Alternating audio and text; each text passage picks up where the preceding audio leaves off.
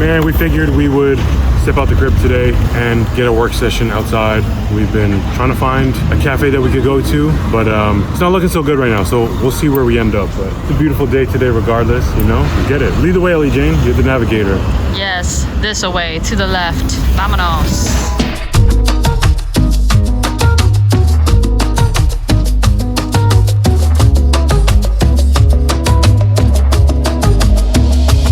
Bro, it is hot.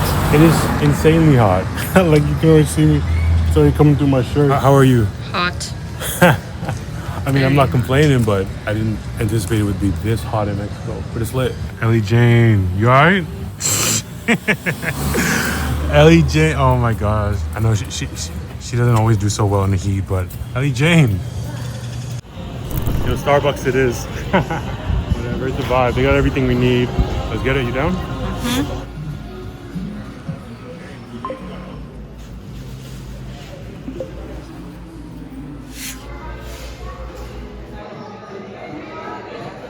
All right. Glass is mean. It's time to get down to business. It's time to get down to business. Look at the camera. Time to get down to business. There you go, That's what Ellie glasses Jane. mean. Nah, you can't be playing with Ellie Jane when she's in go mode. You can't play with Ellie Jane. Not for real though. Happy to be back with you. You know, there's been a lot of conversations that we've had recently just about the direction that we want to take. And truthfully, I think one of my biggest concerns has just been having you as excited and devoted to the process as possible. Because I know what it is that you bring to the table when you are bought into what it is that you're doing. One of those core things has always been about knowing and understanding the timing of when you should pursue what it is that you're passionate about. Yeah. You know? And we were going through a time where, you know, we were like so busy with the agency and we were earning more, but you were working significantly more and we were trying to find a better balance. It seemed like whenever we picked up projects that you were passionate about, we were kind of able to dismiss the overload of work because you enjoyed what it was that you were doing. So for that reason, I was like, let's do what she's passionate about, you know, because as we know, it's been such a hard thing to navigate, you know, just, you know, being in business together, but also like building life together outside of how we contribute and serve other people. And I think that was one of the difficult contrasts that I had to experience, was kind of giving in and maybe not making the correct decision pertaining to the direction of the business based on what I was experiencing in my personal life. You get what I'm saying? If you look at it right now, who's like the biggest client in our portfolio? It's AI generated content, right? So I think about that along with, as I said, what it is that the market wants and all the things that I've learned over the past week with AI tools. I think it's so promising and there's no ceiling. There's just so much that we could do with it. And the downside with targeting the industry that we're passionate about, so to speak, right now is that we're essentially eliminating a lot of other opportunities. Whereas if we go down this path where AI really is integrated into what our primary offer is, there's still so much room to pick up projects that really do like resonate with us.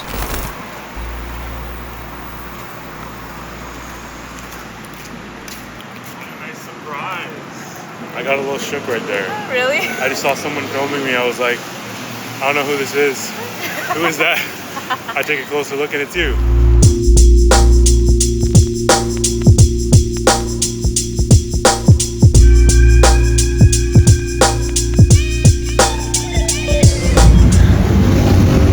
So nice of you to keep me company. Thank you. I would always say start with the fundamentals. Like, learn the basics first before you try and do all this crazy stuff. Can't hold me. Can't hold me. Can't hold me. They can't hold me. Hustle like I bag groceries.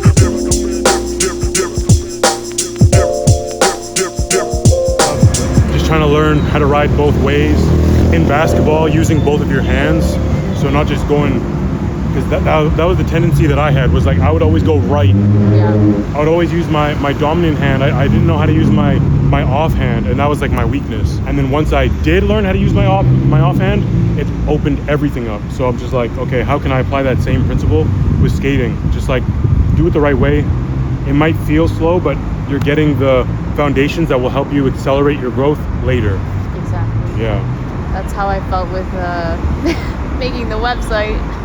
making the website. I've been working on for like a year or two now. I know. No, that's cool. But yeah, I can see like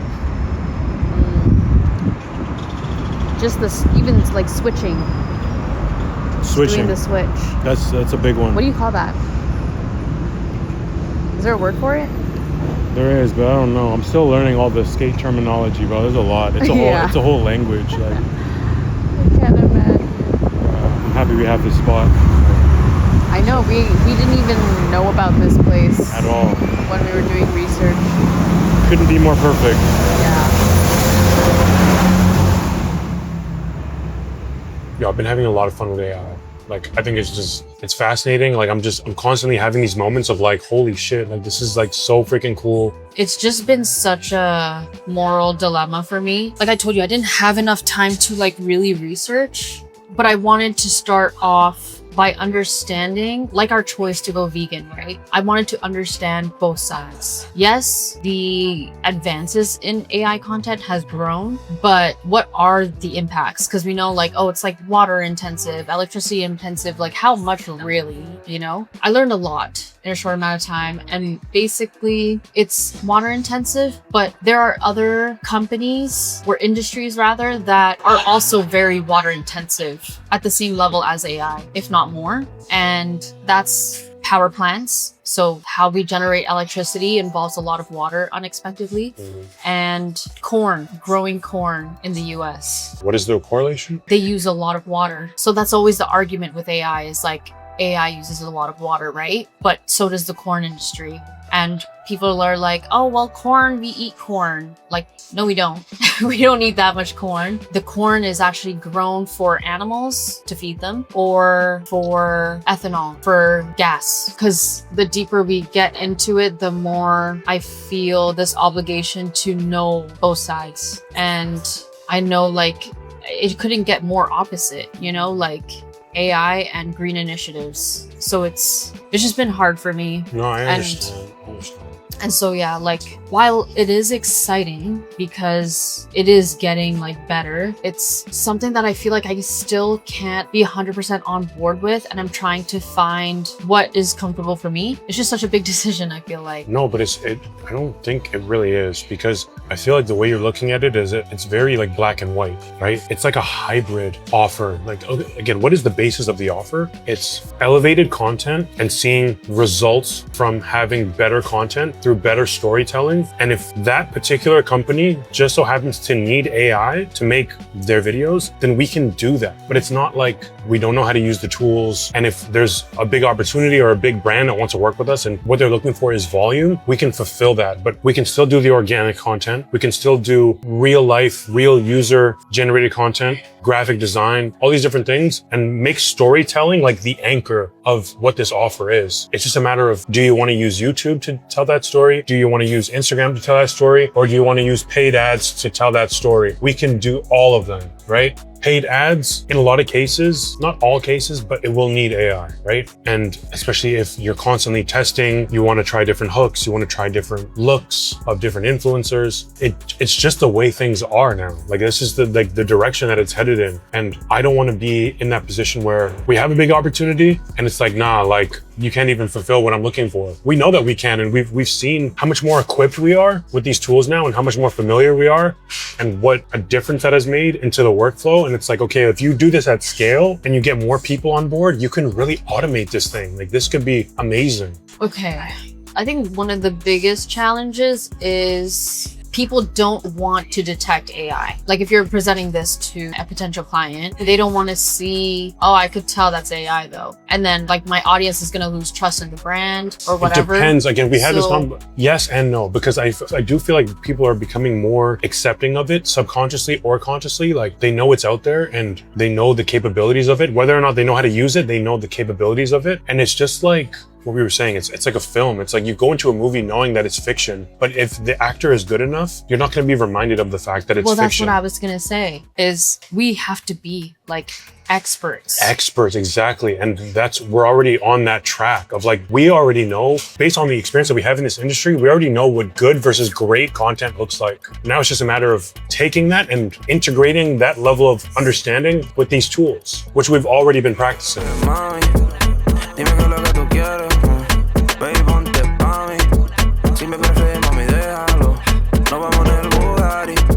Quiero bajártelo. Vamos a ponernos nasty. Cógelo tranquilo. It would be reckless not to use it, but where do you use it? In ways that will actually help companies see, more efficiency, better results, but still requires an edge of creativity and technical skills. It's like, it's us. AI is not going to edit a video completely. Yeah. It still needs an artist, an operator of some kind to put this together, I think it is just interesting noticing where people stand on it, but also seeing how companies adapt with it. I feel like, honestly, everyone's behind in AI. There's no one that's like caught up. Like, it just has grown so fast and it's still growing. It's like everyone's behind. But based on the amount of time that we've put into it so far, I feel like we're in a really good position because we're not like completely illiterate to it, We know, like, have a pretty decent understanding of how we can use it within our business and how we can use that to help other brands and other businesses, It's a crazy time. The lens that I'm looking through is how can this be of use to us so we can help others? Because there's so many different things you can create. It's crazy. It's actually ridiculous. It's funny. I remember like when we were in the pool the other day, we were talking about how like AI is just inescapable. Like you can't boycott AI. It's in everything. You want to Google something, you have no choice. It's gonna use AI to like give you that AI answer at the top. So it's like even by having an Instagram account, you are supporting AI. By watching YouTube videos, you are supporting these massive data centers that are storing your information. Like, what did you watch yesterday? Where do you think it's being stored? And so it's like, these data centers are not just a fault of AI, but it's the product of having the internet being this thing that is just storing and storing and storing. And I think that's the thing that I even got caught up in, is like just blaming AI on everything. And it's like, I don't know, it's just me, I guess, navigating, being in the digital space and having this kind of moral compass. It's just been a crazy, unexpected part of like being an entrepreneur. It's like, what the heck? Like, I bet even Starbucks, like, people could watch this video and be like, yeah, but you're supporting Starbucks and Starbucks does this, this, and that. It's like, dude, I didn't even know that. I know. I don't know. I think it's so easy to point the finger at AI right now. Exactly. And so many people are doing it. Yeah, myself included. And I'm not putting a halo around it at all.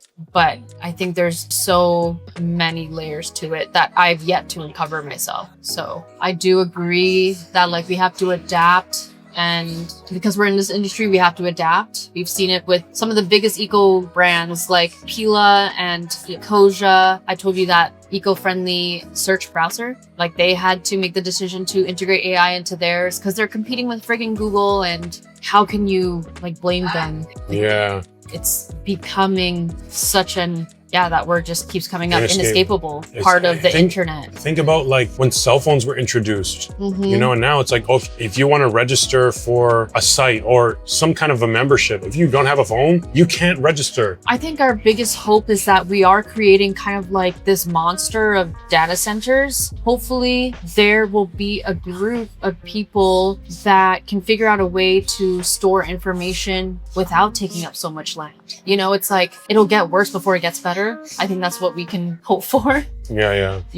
There's so much electronic waste that has been created since phones and laptops came into existence. People aren't thinking about that. It's like, oh my God, I need a new MacBook. I need headphones. I need earbuds. I need, and they all come with chargers. And it's like, yeah, it's crazy. It is. Something Tony Robbins has talked about religiously, I'm sure you've heard him talk about it too, is just the ability to recognize patterns it's just a pattern. The most, and then what he always says too is like, what is the most universal pattern? It's seasons, right? You have like summer, winter, fall, spring, right? It's predictable. You know how and when the weather is going to change based on past patterns. So when we think into the past now, we've seen all these different like technological shifts and the way people have resisted them, how they've grown, how they've become inescapable. It's like, you're gonna have to adapt or die. Yeah. Literally, right? So it's like, that's just what it is. So it's no different. Like we've already seen it in the past. We've put ourselves into good positions with all those other shifts. This is no different. It's just timing. Like when are you gonna choose to stop resisting, you know? One of the core traits that you just have to have within entrepreneurship is adaptability, and that's the willingness to try new things. I think it becomes so easy to get comfortable in doing what you've been doing, right? So, you know, like I've just invested a lot of time and money into a lot of different courses, a lot of different programs, and just learning AI. And I think I led with the mindset that, bro, if I can put in like 20 to 30 hours of quality time, like an unwavered focus, I can get ahead of like 90% of people, you know what I mean? So I've just eliminated all distractions, and I just really dialed in. Man, like the amount of things that I've learned is just insane, you know, because like you hear about AI all the time, but it's like, how do you integrate it into your business specifically in a way that will actually help grow the business? Not just saying like you're using AI just for the sake of it, but how can you actually leverage it so it actually helps grow the business? You know what I'm saying? And you know, we all know this, but AI just moves at rapid speeds. Like 1 week equates to like 3 to 4 months of AI development. It's ridiculous, maybe more, you know, it's crazy. But I do believe that one of the great things about having a business partner is just being able to share different perspectives. You know what I mean? I know there are a lot of solopreneurs nowadays who kind of just do everything on their own, but I think there's so many ideas and beliefs that we have. And in having productive conversations, you actually start to develop a more thorough understanding of what it is that you're thinking by just putting your thoughts and ideas into words. You know what I mean? So yes, like we're going to disagree, but it's just about establishing healthy forms of communication to where you understand that debates are not only okay, but they're actually necessary in order to, you know, get to the next level. I think it's just about taking the time to genuinely understand where your partner is coming from. And in doing so, you will find more effective ways to communicate your vision to them. You know what I'm saying? But I do feel like Ellie Jane and I do that very well. You know, you hear it all online all the time where people just say like, yo, never get into business with your family, never get into business with your life partner. And I completely disagree. I just feel like there's a certain level of accountability and trust that's there. And we know that we have our best interests at heart at all times, you know? As I said, it just starts with strong communication, and you do that with sharp language. So how do you articulate yourself? You know, what type of energy do you put behind the words that you're speaking? Yes, disagreements are inevitable, but how do you navigate the disagreements, right? Because if you're not conscious to how you're saying certain things, it can lead to a lot of like, you know, a lot of friction, you know, or even like chaos, you know what I mean? Which is why I always say entrepreneurship is such a great mirror. It's going to reveal a lot of the things that you do well, but also a lot of the things that you might not do so well. So it's a great opportunity to continue to develop yourself and perhaps turn your weaknesses into strengths. But the only way that you can do that is by first bringing awareness to those things. You get what I'm saying? So communication skills, yes, they're vital both within business and outside of business. You know, something that I always like to say is that simplicity is the greatest form of sophistication. You know what I mean? Like you can have some dudes that are like speaking with some insane vocabulary, but if you don't actually understand like the message that they're trying to convey, it's like, yo, it's whatever, you know? But yo, I do believe a great way to enhance your communication skills is, of course, reading books, right? But not just consuming them internally, but actually reading them out loud. You know, just a great way to practice how you enunciate, how you articulate yourself. And then that ability will then translate into so many other things, you know, like sales being one of them, you know, just being able to persuade someone. Yo, but overall, I definitely feel like I got Ellie Jane on board with this new offer and how it is that we're going to integrate AI into our workflow. Now it's just a matter of continuing to execute, refining the offer, and then just getting out into the marketplace, man. Like just having more conversations with other business owners. You know what I mean? This is a very exciting time, and I think what makes it more exciting and enjoyable is the fact that I'm documenting this process. You know, we don't know what's to come out of it, but I think that only makes it more exciting. So if you're rocking with me on this journey, you know what I'm saying? I'm more grateful than you know. I'm super grateful for your time and energy. But I would kindly ask, if you're not already subscribed to the channel, please subscribe. You know what I'm saying? It definitely is a free way that you can support the channel, and I would really appreciate it. You could drop a thumbs up on the video too. Those likes go a long way as well. Because yeah, based on what I was seeing on my end, a lot of the people that watch my videos aren't subscribed. So if If you wouldn't mind doing that for the boy, I would really appreciate that. But with that being said, I look forward to chopping it up with y'all in the next video. Sending y'all so much love and positive energy. It's KT. See you guys.